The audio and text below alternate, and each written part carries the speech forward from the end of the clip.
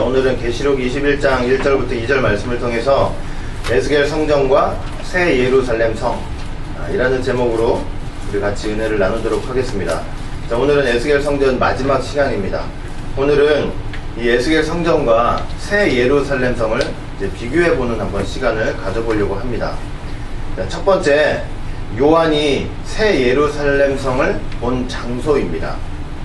여러분, 에스겔은 어디서 새 성전을 바라보았습니까?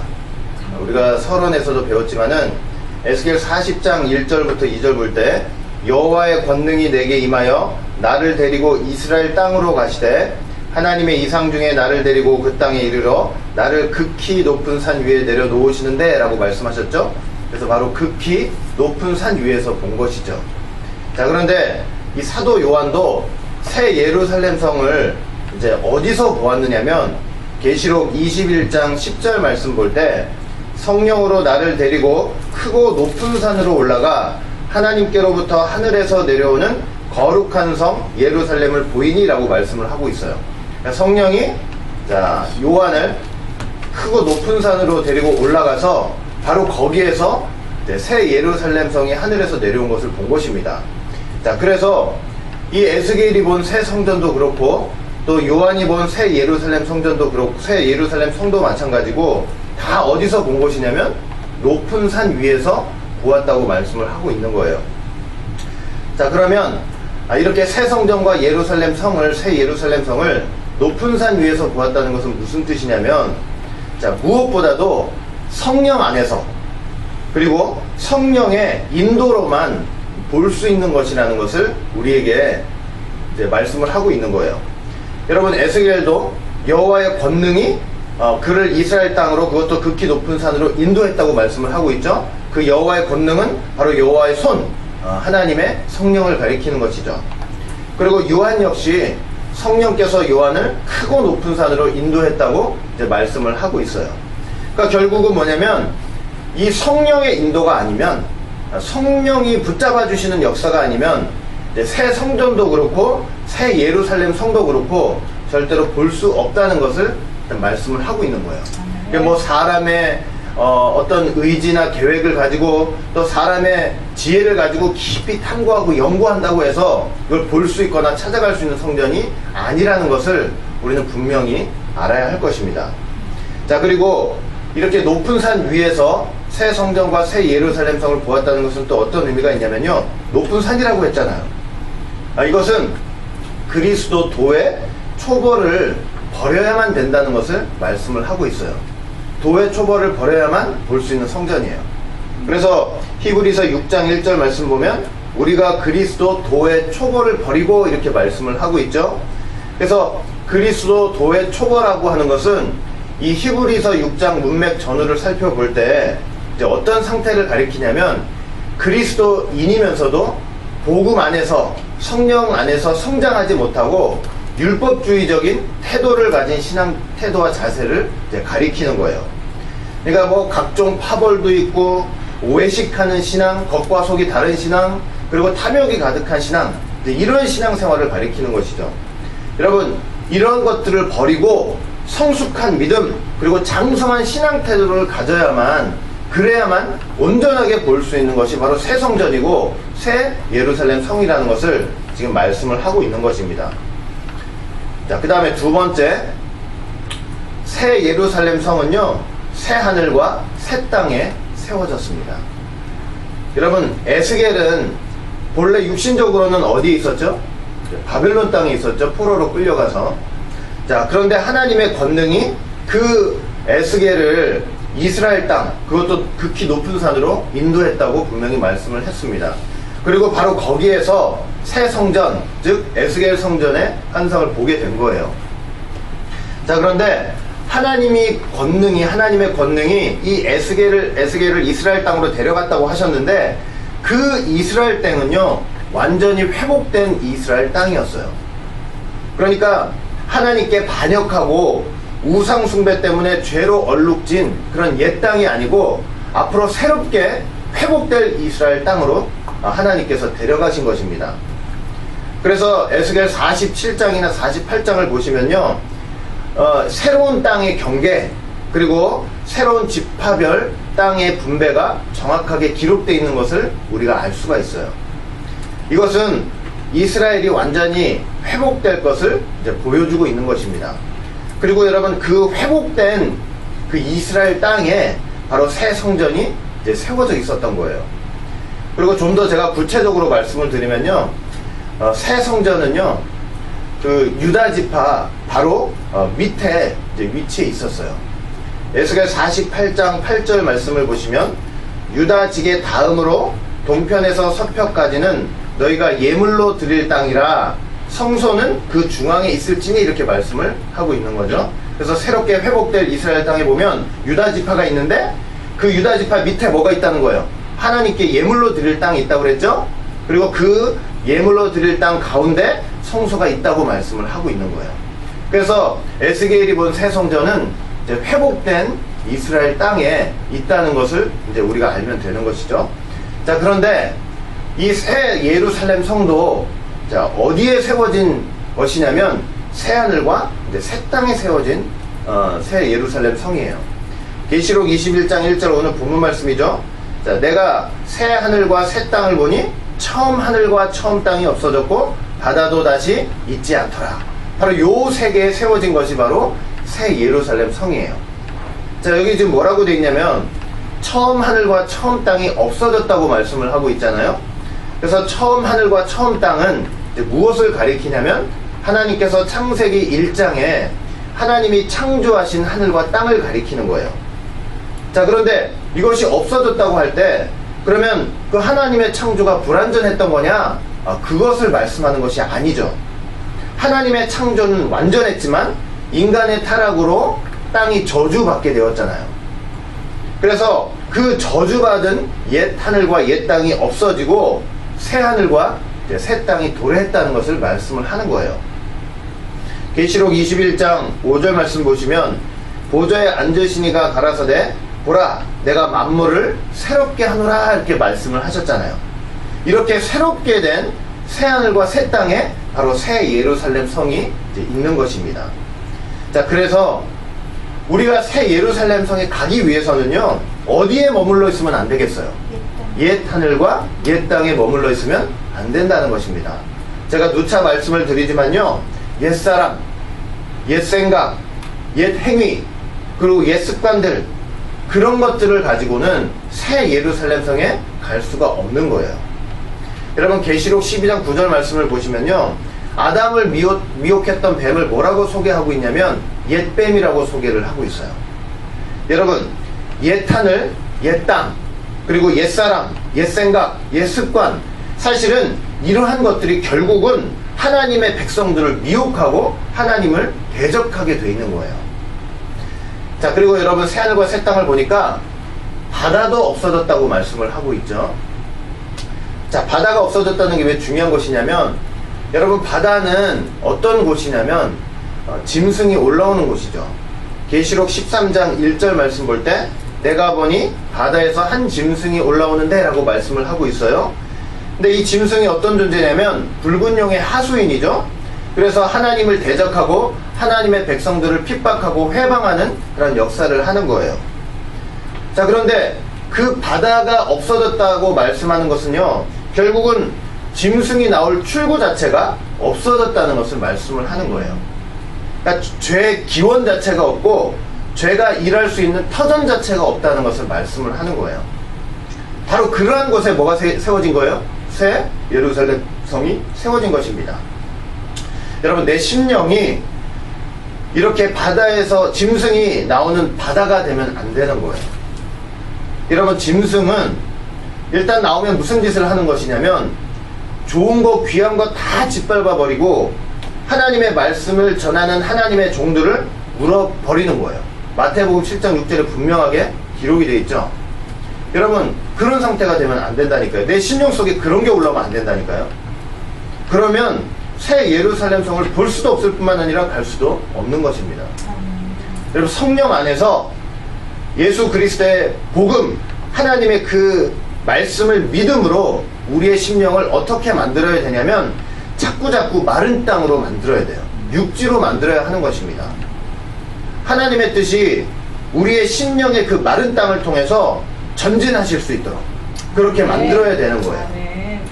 여러분, 홍해와 요단강이 말라야만 하나님의 백성들이 하나님이 약속하신 땅, 그 가나안 땅으로 들어갈 수 있는 거 아니에요. 마르지 않고 어떻게 들어갈 수 있었겠습니까? 우리의 심령이 이렇게 바다가 나오는 그런 바다가 짐승이 나오는 올라오는 그런 바다가 되면 안 된다는 거 반드시 꼭 기억을 하시길 바라겠습니다. 자, 세 번째, 새 예루살렘 성은 네모 반듯합니다. 여러분, 에스겔 성전의 가장 큰 특징이 무엇이냐면 역시 네모 반듯하다는 거예요. 에스겔이 이제 회복될 이스라엘 땅을 보았죠. 그리고 새로운 12지파의 경계도 보았습니다. 새 성전이 세워질 거룩한 땅도 이제 보았어요.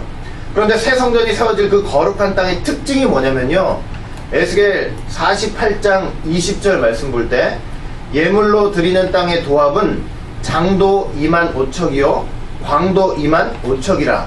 너희가 거룩히 구별하여 드릴 땅은 성읍의 기지와 합하여 네모 반듯할 것이라. 이렇게 말씀하고 있어요. 그러니까 새로운 성전이 세워질 그 거룩한 땅, 그 거룩한 땅을 보니까 특징이 뭐예요? 장도 2만 5천 척, 광도 2만 5천 척. 2만 5천 척은 약 13.3km 정도가 돼요. 그렇게 장광이 똑같은 네모 반듯한 땅인 거예요. 그 거룩한 땅 가운데 바로 새 성전이 이제 세워지는 것입니다. 자, 그런데 이 새 성전의 바깥 담도 역시 네모 반듯해요. 에스겔 42장 16절부터 19절 말씀 보시면 그가 청량하는 장대 곧 그 장대로 동편을 청량하니 500척이요 그 장대로 북편을 청량하니 500척이요 그 장대로 남편을 청량하니 500척이요 서편을 돌이켜 그 장대로 청량하니 500척이라. 이렇게 말씀하고 있죠. 성전의 외부담을 청량하는 건데 장대로 청량했더니 각 길이가 500척씩이래요. 근데 이게 원어를 보시면요, 척이 아니고 사실은 장대예요. 장대. 그래서 동서남북 각각 500장대씩 이렇게 네모 반듯한 거예요, 성전 외부 담이. 근데 500장대는요 1596m 정도 길이를 말씀을 하고 있어요. 자, 그리고 이 새 성전의 안쪽 담도 역시 어때요? 네모 반듯하죠. 에스겔 45장 2절 말씀을 보시면 그 중에서 성소에 속할 땅은 장이 500척이요 광이 500척이니 네모 반듯하며. 이렇게 말씀을 하고 있어요. 역시 이것도 동서남북 각각 500척씩 네모 반듯한 땅인 것입니다. 500척은 266m 정도의 길이를 말씀을 하고 있어요. 이처럼 새 성전의 가장 큰 특징은 뭐라고요? 네모 반듯하다는 거예요. 자, 그런데 새 예루살렘 성의 가장 큰 특징이 뭐예요? 이렇게 보여지는 그런 모습을 볼 때 가장 큰 특징이 뭐냐면 새 예루살렘 성도 네모 반듯해요. 계시록 21장 16절 말씀 볼 때 그 성은 네모 반듯하여 장광이 같은지라. 그 갈대로 그 성을 청량하니 1만 2천 스타디온이요 장과 광과 고가 같더라. 이렇게 말씀을 하고 있죠. 자, 네모 반듯해서 장광이 같다라고 말씀을 하고 있어요. 이 장광고 각 길이가 1만 2천 스타디온이래요. 1만 2천 스타디온은요 약 2200km 정도가 되는 거예요. 그래서 장광고 각각 1만 2천 스타디온 되는 네모 반듯한 사실은 정육면체 모양이에요. 자, 근데 수치상으로 보면요, 수치상으로만 보면 이 새 예루살렘 성은 지구보다 좀 작아요. 네? 수치상으로만 보면. 그러면 여러분, 실제적으로 그 새 예루살렘 성이 이렇게 작을까요? 그렇지 않겠죠? 그러니까 실제적으로는 새 예루살렘 성이 수치로 표현할 수 없을 만큼 아마 크고 방대할 것입니다. 근데 하나님께서 새 예루살렘 성을 우리에게 어떻게 보여주신 거예요? 그 크고 방대한 세계를 어떻게 보여주신 거예요? 장, 광, 고가 각각 1만 2천 스타디온인 네모 반듯한 정육면체의 모양으로 우리에게 보여주신 거예요. 그렇게 보여주신 데는 반드시 이유가 있겠죠? 왜냐면 장광고 12,000 스타디온인 그 정육면체 모양을 통해서 새 예루살렘이 어떠한 곳이다 라는 것을 우리에게 지금 눈으로 이제 보여주시는 역사예요, 사실은. 그래서 장광고가 12,000 스타디온인 정육면체 모양이 우리에게 무엇을 보여주느냐, 새 예루살렘이 어떤 곳이라는 것을 가르쳐주는 것이냐, 이제 몇 가지가 있는데 생각해보면요, 새 예루살렘 성에는 하나님의 공의가 구석구석 미친다는 것을 이제 보여주고 있는 거예요. 여러분, 이 세상은 어떤 세상이에요? 지금 이 타락한 세상은, 바빌론과 같은 세상은 하나님의 공의가 무너진 세상이에요. 예수님께서 이 땅에 오셨을 때 하신 말씀 그대로예요. 마가복음 7장 8절 말씀 보시면, 너희가 하나님의 계명은 버리고 사람의 유전을 지키느니라 말씀하셨죠.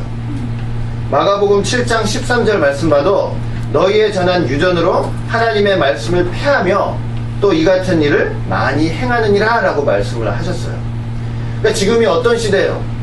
하나님의 말씀은 폐하고 사람의 유전이 하나님의 말씀인 양 생각하고 그것을 지금 지키는 세상이 된 것입니다. 그러니까 지구촌 어디를 가도 하나님 말씀의 공의가 제대로 미쳐요? 못 미쳐요? 못 미치는 세상이 된 거예요. 그러나 새 예루살렘 성은요, 정육면체, 12,000 스타디온, 구석구석 하나님의 공의가 미치지 않는 곳이 없어요. 그 다음에 또 새 예루살렘 성은요, 하나님의 차별 없는 사랑이 있는 곳임을 이제 보여주는 거예요. 여러분, 네모 반듯한 구조, 정육면체 구조는요, 어느 구석을 가도 하나님의 사랑이 차별 없이 미친다는 것을 또 보여주는 것입니다. 이 하나님의 사랑은 어떤 사랑이냐? 로마서 3장 22절 말씀 볼 때, 예수 그리스도를 믿음으로 말미암아 모든 믿는 자에게 미치는 하나님의 의인이 차별이 없느니라, 이렇게 말씀을 하고 있죠. 그러니까 뭐냐면, 어떤 누구라고 해도 그 예수 그리스도 안에 계시된 하나님의 공의의 말씀을 믿는 자라면 하나님은 그를 어떻게 하시는 거예요? 사랑하시는 거예요. 그러니까 어디 안에 있어야 되는 거예요? 예수 그리스도 안에 있어야죠. 예수 그리스도 안에 있는 당신의 백성들을 하나님께서 구석구석 다 사랑하시는 거예요. 그 사랑을 보여주시는 것입니다. 자, 그리고 또 무엇을 보여주냐면, 이 새 예루살렘 성이 아주 완전하고 안정된 곳임을 보여주고 있어요. 이렇게 12,000 스타디온씩 네모 반듯하고 정육면체 구조는요, 아주 그곳이 완전하고 안정된 곳임을 보여주는 거예요. 그래서 그곳에는요, 어떤 불신이나 불법, 부정, 불의가 개입하지 못하는 곳이에요. 네. 또 하나님의 선택이 아주 완전하고 안정적이라는 것을 보여주는 거예요. 무슨 말씀인지 아시겠죠? 여러분, 12,000 스타디온이라고 할 때 거기는 12수가 있죠? 자, 12수가 있는데 12수는 하나님의 선택수라고 얘기를 할 수 있어요. 구약에도 하나님이 12지파를 선택하셨죠? 그 다음에 신약에도 예수님이 12제자를 선택하셨잖아요. 그러니까 12는 이제 하나님의 선택수라고 얘기를 할 수 있는 거예요. 자, 그런데 이게 12,000 스타디온이에요. 그 12 곱하기 1000이죠. 1000은 충만수잖아요. 완전수고. 그러니까 새 예루살렘 성은요, 하나님의 선택하신 자들만 들어갈 수 있는 곳이고, 그 하나님의 선택은 완전하다는 것을 사실은 보여주고 있는 거예요. 그렇기 때문에 그곳에 들어가 있는 사람들은 하나님께서 어떻게 하신 사람들이에요? 선택하셔서 누구도 건드릴 수 없도록 보호하시는 현장인 거예요. 이해가 되시죠? 자, 그런데 하나님께서 만세전에 자기 백성을 이제 선택하셨단 말이에요. 선택하셔서 그 선택하신 백성들이 결국은 이제 새 예루살렘 성에 가게 될 텐데, 이 땅에서 하나님이 자기가 선택하신 그 백성들을 어떻게 이끌어 모으실까요? 어떻게 모으고 이끌으시냐면요, 자, 요한복음 12장 32절 말씀에 정확한 답이 있어요. 요한복음 12장 32절 볼 때, 내가 땅에서 들리면 모든 사람을 내게로 이끌겠노라, 이렇게 예수님 말씀하셨어요. 그러니까 결국은 무엇을 통해서 하나님이 만세전 택하신 자기 백성을 이끄시는 거예요? 예수님의 십자가를 통해서 그렇게 하시는 거예요. 여러분, 십자가는요, 하나님께서 만세전에 선택하신 자기 백성을 모으시는 하나님 자신의 표지고, 하나님 자신의 신호고, 하나님 자신의 깃발이고, 하나님 자신의 표징이 된다는 것을 반드시 믿으시기 바랍니다. 네. 여러분, 하나님께서는 예수님이 달리신 그 십자가를 통해서 뭐 하시는 거예요? 자기 백성을 이끄시는 거예요. 여기 이끌겠다는 말은 잡아당기다, 끌어내다 라는 말이 그런 의미가 있어요. 그러니까 십자가를 보고 믿는 자들을 어떻게 하시는 거예요? 하나님께서 강하게 잡아당기시고 이끌어내시는 은혜가 있다는 거죠. 근데 십자가를 보고 믿는 것도, 그 믿음도 누가 주시는 거예요? 하나님이 주시는 선물인 거예요. 그러니까 얼마나 귀해요.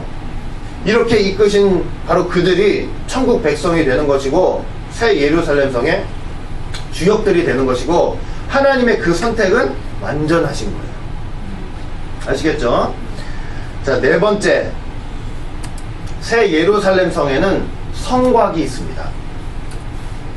자, 에스겔 성전에는 두 개의 담이 있었죠. 바깥쪽 담과 안쪽 담이 있었습니다. 이 담의 역할이 무엇이냐면, 에스겔 42장 20절 말씀 볼 때 그 담은 거룩한 것과 속된 것을 구별하는 것이더라 이렇게 말씀했죠. 자, 그런데 새 예루살렘 성에는 성곽이 있어요. 계시록 21장 17절 보시면 그 성곽을 청량함에 144규빗이니 이렇게 말씀을 하고 있죠. 자, 이 성곽이 바로 어떤 역할을 하는 것이냐면 성벽 혹은 담의 역할을 하고 있는 것입니다. 그랬는데 그 성곽을 청량을 했더니 몇 규빗이 나왔어요? 144규빗이 나왔다고 그랬죠? 자, 144라는 숫자에도 어떤 수가 있어요? 12수가 있죠? 12 곱하기 12. 그러니까 12수는 선택수라고 말씀을 드렸죠. 그러니까 뭐냐면 이 성곽을 통과할 때도 이제 중요한 포인트가 있는 거예요. 그게 무슨 말이냐면, 하나님께서 선택하신 자가 아니면 이 새 예루살렘 성으로 그 성곽을 통과해서 들어올 수 없다는 것을 이제 말씀을 하고 있는 거예요. 그러니까 누가 들어올 수 있는 거예요? 하나님께서 만세전에 이미 예정하시고 선택하신 하나님의 백성들이 이제 들어올 수 있는 것입니다. 자, 그리고 이 성곽에는요 12기초석이 있어요. 12기초석이 있는데 거기에는 12사도의 이름이 기록되어 있다고 성경은 말씀을 하고 있어요.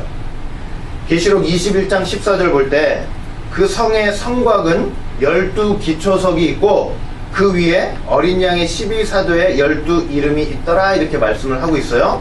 자, 이것은 우리에게 무엇을 보여주냐면 이 새 예루살렘 성의 성곽이 어디 터 위에 서 있다는 거예요. 12사도가 전한 그 복음의 기초 위에 서 있다는 것을 우리에게 보여주는 것입니다. 그러니까 그들이 전한 복음과 그 순교의 터 위에 지금 이 성곽이 든든하게 세워져 있다는 것을 보여주는 거예요. 그러니까 여러분, 그들의 복음이 지금 다 어디에 기록되어 있어요? 성경에 기록되어 있죠? 그러니까 성경에 기록된 예수 그리스도의 복음, 그 말씀을 믿지 않고서는요 이 성곽, 이 담을 통과할 수 없다는 것을 분명하게 보여주고 있는 거예요. 그렇죠? 그러니까 하나님의 말씀인 이 성경을 변질시키면 되겠어요? 안 되겠어요? 절대로 변질시키면 안 되고, 기록된 이 하나님의 말씀을 정말로 있는 그대로 우리가 믿는 그 믿음을 통해서만 천국 갈 수 있다는 거 반드시 이제 기억을 하시길 바라겠습니다. 네. 다섯 번째, 새 예루살렘 성에는 12문이 있어요. 자, 에스겔 성전에는 성전 뜰 안으로 들어오는 문이 6개라고 말씀드렸죠. 바깥쪽에 3개, 안쪽에 3개. 그래서 북쪽, 남쪽, 동쪽. 서쪽에는 없다고 그랬죠. 서쪽에는 성전과 부속 건물이 있기 때문에 들어오는 출입구가 없다고 말씀을 드렸어요. 자, 그런데 새 예루살렘 성에는 몇 개의 문이 있냐면 총 12개의 문이 있어요. 계시록 21장 12절부터 13절 말씀 보시면 12문이 있는데 문에 12천사가 있고 그 문들 위에 이름을 썼으니 이스라엘 자손 12지파의 이름들이라. 동편의 세 문, 북편의 세 문, 남편의 세 문, 서편의 세 문이니 이렇게 말씀하고 있죠. 자, 새 예루살렘 성에는 총 몇 개의 문이 있어요? 12개의 문이 있죠. 자, 동서남북 각 방향별로 3개씩 이제 총 12개의 문이 있는 것입니다. 그리고 그 12문에는 12천사들이 있다고 그랬죠. 통과를 해야 되겠죠, 당연히. 자, 그런데 그 문들에는 12지파의 이름이 기록되어 있다고 말씀을 하고 있어요. 여러분, 여기 기록된 12지파는 육신적인 역사적인 이스라엘을 가리키는 거겠어요? 그렇지 않죠? 이 12지파는 아브라함의 영적 자손들을 가리키는 거예요. 자, 아브라함의 영적 자손들이라고 하는 것은 한마디로 그 정체성이 뭐냐면 하나님의 언약 백성들이에요. 그렇죠? 왜 하나님이 아브라함 부르셔가지고 수많은 자손들이 있겠다고 약속을 하셨잖아요. 그러니까 아브라함의 자손 하면 여러분들은 뭘 생각하면 돼요? 그 아브라함의 자손들은 하나님의 언약 백성이구나, 이제 이렇게 생각을 하시면 되는 거예요. 자, 그런데 각 문에 12지파의 이름이 이제 새겨져 있는 거예요. 그것은 무엇을 의미하냐면요, 이 새 예루살렘 성 12문은 누구만이 통과할 수 있다는 거예요. 아브라함의 영적 자손들, 하나님의 언약 자손들만이 통과할 수 있다는 것을 보여주고 있는 거예요. 자, 그러면 우리가 다 어떤 존재가 되어야 돼요? 아브라함의 영적 자손들이 돼야죠. 육신적으로는 관계가 없지만 다 어떤 존재들이 돼야 되냐면 영적 자손들이 돼야 돼요. 그러니까 하나님께서 아브라함의 영적 자손들을 다 불러 모으시는 건데, 우리가 어떻게 아브라함의 영적 자손들이 되는 거예요? 어떻게? 육신적으로는 아무리 이렇게 저렇게 족보를 끼워 맞춰봐도 아브라함과 연결될 수가 없죠. 그러나 어떻게 영적 자손들이 되냐면 갈라디아서 3장 7절 말씀 볼 때 분명히 말씀을 했어요. 믿음으로 말미암는 자들은 아브라함의 아들인 줄 알지어다, 이렇게 말씀했어요. 갈라디아서 3장 29절 말씀 봐도 너희가 그리스도께 속한 자면 곧 아브라함의 자손이요 약속대로 유업을 이을 자라고 분명히 말씀을 하고 있는 거예요. 그러니까 우리가 어떻게 하면 영적 아브라함의 자손들이 돼요? 예수 그리스도를 믿음으로 예수 그리스도께 속한 자가 되면 아브라함의 자손이 되고 언약 자손이 되는 것이며, 약속대로 유업을, 하나님의 천국 기업을 이을 자가 된다는 거 반드시 기억을 하시길 바라겠습니다. 그러니까 마지막 때요, 우리가 어디 안에 있으면 되는 거예요? 무조건 예수 안에 있으면 돼요. 예수님 안에 딱 있으면 되는 거예요. 예수님 밖으로 벗어나려고 하면 안 돼요. 아시겠죠? 자, 6번째, 새 예루살렘 성을 볼 때 하나님과 어린 양의 보좌로부터 생명수의 강이 흘러나왔습니다. 우리가 저번 주에도 살펴보았지만 에스겔 성전에서도 뭐가 흘러나왔어요? 성전으로부터 물이 흘러나왔죠. 그 물이 흐르는 각처마다 모든 것이 사는 역사가 있었다고 그랬죠. 그리고 강자에 각종 나무가 자라서 달마다 실과를 맺고 그 잎사귀는 약재료가 된다고 말씀을 했어요. 그리고 그 강물이 바다에까지 이르렀는데 그 바다는 이제 사해를 가리킨다고 그랬죠. 세상, 타락한 세상이죠. 그 바다를 소송시키는 역사도 있다고 그랬어요. 치료하는 역사. 자, 그런데 그와 같이 새 예루살렘 성에서도 보니까 하나님과 어린 양의 보좌로부터 뭐가 흘러요? 생명수의 강이 흐른다고 분명히 말씀을 하고 있는 거예요. 계시록 22장 1절 볼 때 저가 수정같이 맑은 생명수의 강을 내게 보이니 하나님과 및 어린 양의 보좌로부터 나서, 이렇게 말씀을 하고 있어요. 그러니까 하나님과 어린 양의 보좌로부터 물이 흐르는데 그 물은 어떤 물이에요? 생명수의 강이에요. 그래서 그 강 좌우에 생명나무가 많아요. 생명나무가 많아가지고 달마다 실과를 맺는 거예요. 그 실과를 먹으면 어떻게 돼요? 생명나무의 실과니까 죽지 않고 영원히 살겠죠. 영생을 하겠죠. 그리고 그 나무 잎사귀들은 다 뭐가 된다고 말씀을 하고 있냐면 치료제가 된다고 말씀을 하고 있어요. 그러니까 그 잎사귀 먹으면 어떻게 되겠어요? 병이 걸리겠어요? 병이 걸리지 않겠죠. 그러니까 새 예루살렘 성은요, 어떤 질병도 없고 어떤 고통도 없고 어떤 눈물도 없고 어떤 상황도 없는 영원한 생명을 누리게 되는 곳인 것을 말씀을 하고 있는 거예요. 그러니까 에스겔 성전에서 흘러나오는 물이 바로 그러한 새 예루살렘 성에서 흘러나오는 그 하나님의 생명수를 사실은 이제 예표를 하고 있는 거예요. 보여주고 있는 거예요. 아시겠죠? 자, 이처럼 우리가 지금 에스겔 성전과 새 예루살렘 성을 이제 여러 가지 내용을 가지고 이제 비교를 해봤습니다. 어떤 차이가 있는지는 이제 여러분들이 들으셨으니까 이제 조금씩 아셨을 것 같아요. 자, 결론을 맺도록 하겠습니다. 자, 그런데 자, 이렇게 이제 비슷한 점도 있지만 사실은 새 예루살렘 성만이 가지고 있는 특징이 있어요. 그것도 몇 가지를 생각해 보면 좋겠죠. 자, 새 예루살렘 성만이 가진 특징이 몇 가지가 있는데, 일단은 뭐냐면 성 안에 성전이 없어요. 자, 계시록 21장 22절 말씀 보시면 성 안에 성전을 내가 보지 못하였으니 이는 주 하나님 곧 전능하신 이와 어린 양이 그 성전이 되심이라 이렇게 말씀을 하고 있어요. 여러분 에스겔은요, 자, 무엇을 보았냐면 회복된 이스라엘 땅 가운데 이제 성전이 세워진 것을 본 거죠. 그러니까 뭐냐면 땅과 성전이 일단 분리가 돼 있는 거예요. 분명하죠? 자, 그런데 새 예루살렘 성을 보니까 그 성 안에는 성전이 따로 있어요, 없어요? 성전이 따로 없죠? 따로 없고 뭐라고 되어 있냐면 하나님과 어린 양 자신이 성전이 되신다고 말씀을 하고 있는 거예요. 그래서 새 예루살렘 성은요, 땅과 성전이 분리되지 않는 곳이에요. 새 예루살렘 성은요, 어디를 가나 다 뭐가 돼요? 성전인 거예요. 그렇죠? 어디를 가나. 이해가 되시죠? 우리도 이제 예를 들어 얘기한다면 우리는 우리가 사는 곳, 생활하는 곳하고 교회가 다 틀리잖아요. 근데 그곳은 어디예요? 가는 곳곳마다 다 교회. 이제 예를 들자면 가는 곳곳마다 교회고 이제 성전이에요. 성전. 다 성전인 거예요.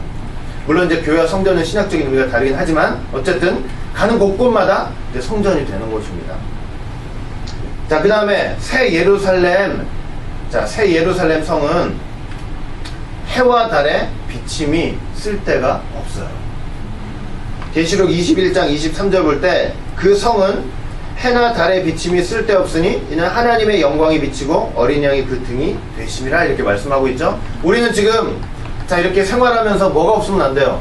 해, 달, 별이 없으면 안 되는 거죠. 자, 그런데 그 세계는 새 예루살렘 성은 뭐가 필요 없어요? 해와 달과 별이 필요가 없는 거예요. 왜냐면 왜라고 지금 되어 있어요? 하나님의 영광이 비치고 어린 양이 친히 그 등이 되시기 때문이라고 말씀을 하고 있는 거죠. 그쵸? 여러분, 그렇기 때문에 마지막 때 그 종말의 징조로서 뭐가 있는 거냐면 해, 달, 별에 변동이 생기는 거예요. 여러분, 왜 마지막 때 해, 달, 별에 변동이 생겨서 왜 어두워져야 되는 건지 아세요? 왜냐면 이제 하나님의 영광이 비치고 어린 양이 그 등이 되는 시대가 오기 때문에 해, 달, 별이 비치는 시대는 어떻게 돼야 돼요? 이제 져야 되는 거예요. 져야 돼. 그런데 그거 붙들고 있으면 돼요, 안 돼요? 해, 달, 별 붙들고 있으면 돼요, 안 돼요? 안 되는 거죠. 그렇죠? 해, 달, 별 붙들고 신앙생활 한다는 게 뭔지 또 알아야 될 거 아니에요. 그렇죠? 자, 그 다음에 새 예루살렘 성은 밤이 없어요. 뭐가 없다고요? 밤이 없어요.